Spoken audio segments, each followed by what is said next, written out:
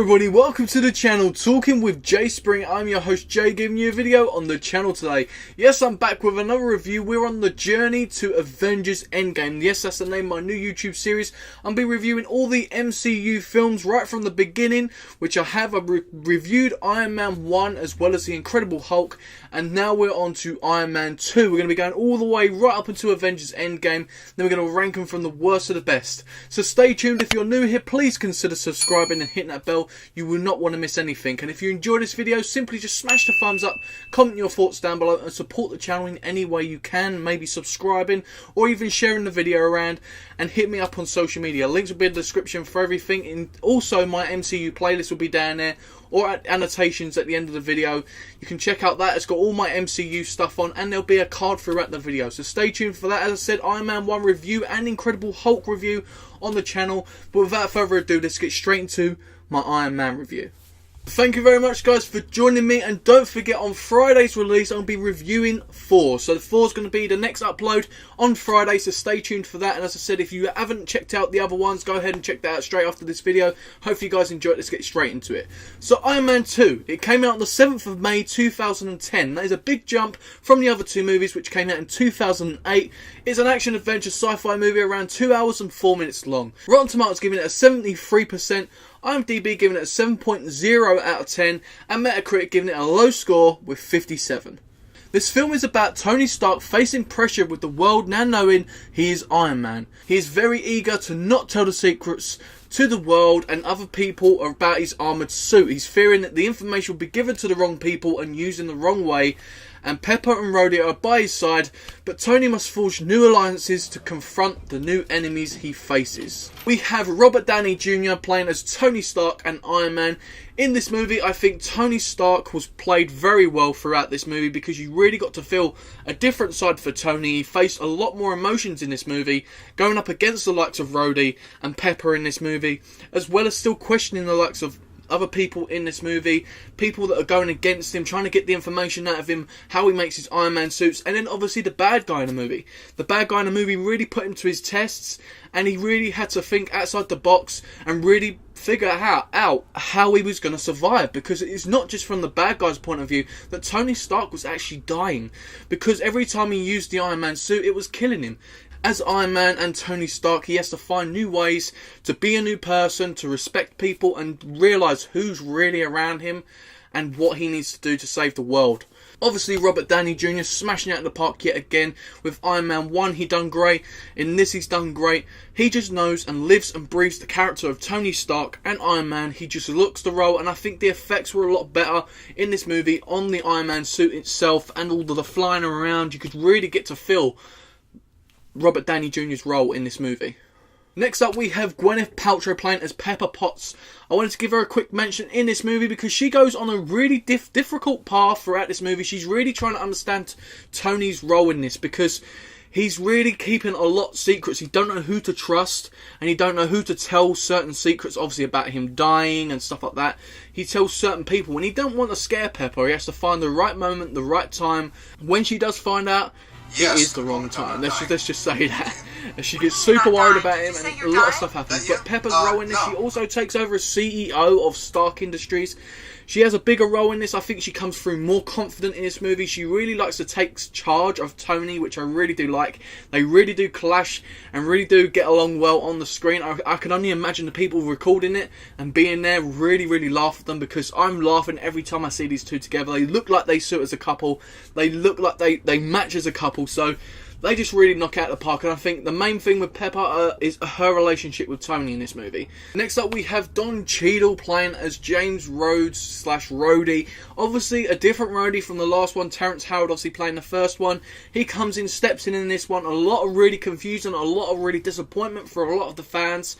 And rightfully so, because Terrence really played really well as Rhodey. He looked the part. He really did suit it, and really connected well with me from the first one. If you've already seen my Iron Man 1 review, or you go and watch it, you'll know I really did enjoy his character. Coming in with Don, I still liked him, but not as much.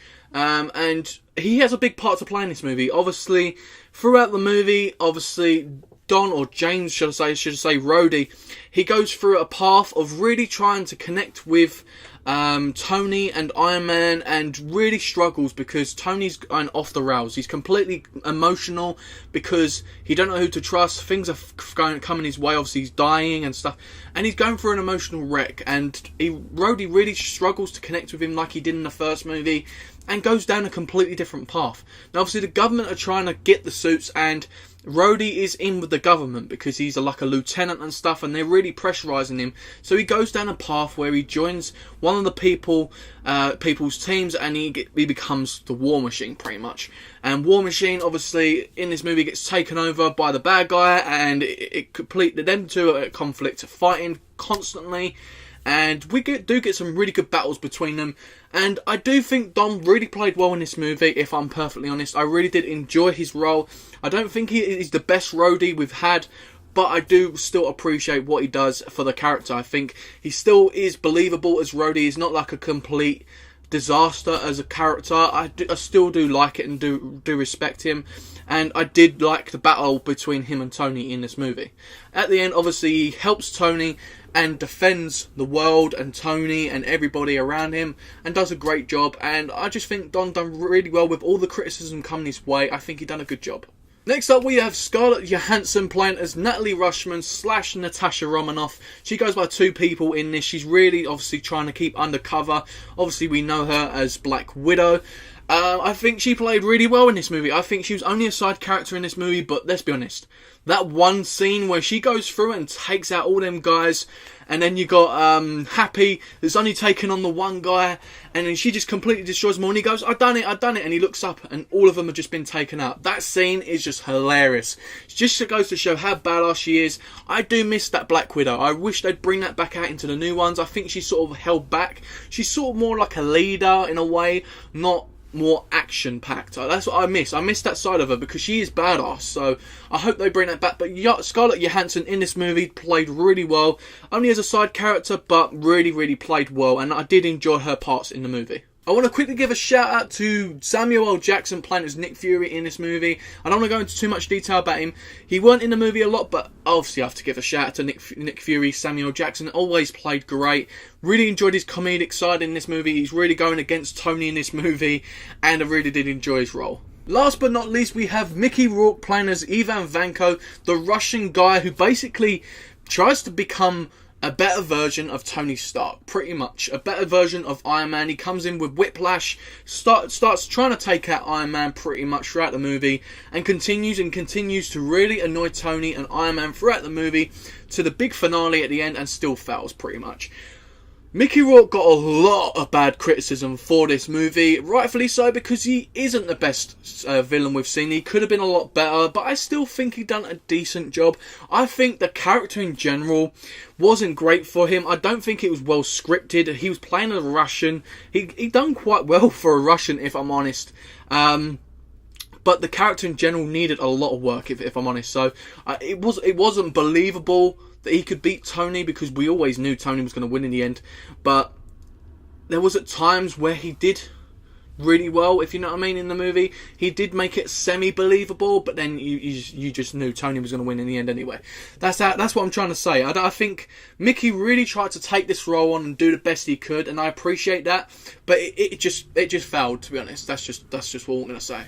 So guys, when I like to rate my movie, I like to look at 4 things. It's storyline, script and dialogue, directing and editing. And under editing, I look at the pacing of the movie, the music and the visuals. So let's start off with the storyline. The storyline is pretty basic. I've already read the synopsis, I'm not going to go over it again. So Tony's really struggling to trust people, and basically has a lot of issues and villains along the way pretty much.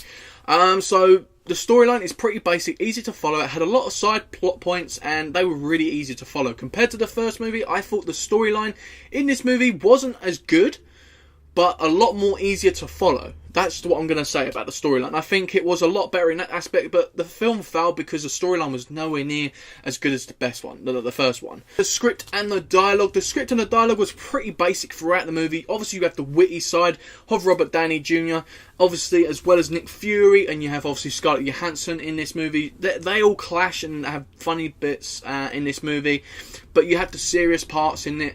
I don't think the script was amazing in this movie compared to the future movies that we're going to review, but I think the script was still good enough. The only thing that won, as I said, was Mickey Rourke's part. I think because it was the character of him playing a Russian, I don't think he was believable as a bad guy, and I think a lot of that could be due to the script as well. He could have been given more lines that was making it more believable. But me personally, I just weren't feeling the character. Next up, we have the directing in this movie. Now, the directing in this movie was pretty much good all the way through, but the director has to take a certain role in this movie, because this movie wasn't as good as the first movie. So the first movie was better, but the director has to take a certain part in this because it's his vision. It may not be the producer, it may not be his film, but the director has a vision for this movie. He's pretty much made this movie how it is. He's obviously worked with the editors and stuff like that, so the director really has to take a certain role in this movie. So for Mickey Rourke's character especially, he gets a thumbs down for me, because that could have been a really good character, really good villain if it was made more better in a way. Like, why would Whiplash come out with just the whips? Like, why didn't he have a cool suit, make it come in with an impact? Yes, he took out Tony's car, yes, he done certain things, but it could have been done better, and I think the director is to blame, not fully, but he has to take certain roles in this movie. But with everything else through the movie, I think it was well done. I don't think it was anything else wrong with the movie. It was just the character of Mickey Rourke, pretty much. And last but not least, we have the editing. So the pacing of the movie, pretty much all the way through, it was enjoyable. It wasn't like a snooze fest like The Incredible Hulk with the CGI stuff. It wasn't nothing like that. The pacing of the movie was pretty much followed all the way through. It was action, slow, action, slow. It was pretty much that all the way through, which is like a normal action movie. So the pacing, there was no problem for me. It wasn't too slow, it wasn't too fast. It was medium pace pretty much all the way through and really enjoyable. Next up, we have the music. The music throughout the movie, there wasn't a lot, but when played, it was good. I didn't really sit there and go, wow, that song was terrible. They need to change that. I think there was a bit of AC/DC yet again, like the first movie. I don't know who picks the music in these Iron Man movies, but they've got a good choice of selection. And last but not least, we have the visuals. Now, the visuals from this movie to the last movie gets a thumbs up. The visuals were a lot better in this movie than the first movie. What a difference a year and a half or whatever can make is just outstanding. The visuals were a lot better. As I said in the beginning, I think a lot more on Iron Man in general. I think the visuals on his side of things, the explosions and things, I think it improved massively. I see the difference certainly when watching it. From watching Iron Man a couple of days ago to watching this one, I see a massive difference in the visuals. I did want to give it a thumbs up. So guys, now we're going to give it my official rating. Let's quickly go back over the ratings from the critics themselves. We have Rotten Tomatoes giving it a 73%. We have IMDb giving it a 7.0 out of 10. And we get a low score from Metacritic giving it a 57. So when I rate these are either really bad, good, or totally awesome. Now, a lot of my movies are normally totally awesome. And I've had one good movie so far. I've never had below, which I've been really lucky with. Even with The Incredible Hulk, I rated it quite fairly, if I'm perfectly honest with you. Now, if it's an 8 and above, it's pretty much totally awesome. If it's between a 5.5 and a 7.5 to 8, like between a 7.5 and 8, that will get a good. And if it's below that, it's bad and really bad. So I don't want to be too harsh like the Metacritic, as I said, so it won't be bad or really bad, but will it be good or will it be totally awesome? It's not going to be totally awesome. It's going to be a 6.8, which is just below. That's pretty good. It's just below a 7. I just really struggled to rate this because I didn't want to go too high. I like the fact that it had a big cast. Mickey Rourke as well, even though his character was poor, I just think him and his presence was still quite good on the screen. I just think the movie as a whole is a good movie. I don't think it's totally awesome. I don't think it's a bad movie like people can say it is, but me personally, a 6.8, it was going to be between a 6.5 and a 7. And I've gone with a 6.8. I don't want to rate it too high. So let me know your ratings in the comment section down below. Your thoughts on the movie Iron Man 2. And don't forget, guys, on Friday I'm going to be uploading my 4 reviews. So stay tuned for that. And don't forget, if you want to check out my MCU playlist, link in the description, cards throughout the video, and annotations at the end. So stay tuned for that as well. And don't forget to check out my Incredible Hulk review and Iron Man review and all the other stuff on the channel. You just don't want to miss anything we've got coming up and also already on the channel. So subscribe, hit the bell, you will not be disappointed. Smash the thumbs up if you enjoyed this video and comment your thoughts down below. I'll see you next time, guys, on Talking with Jay Springett.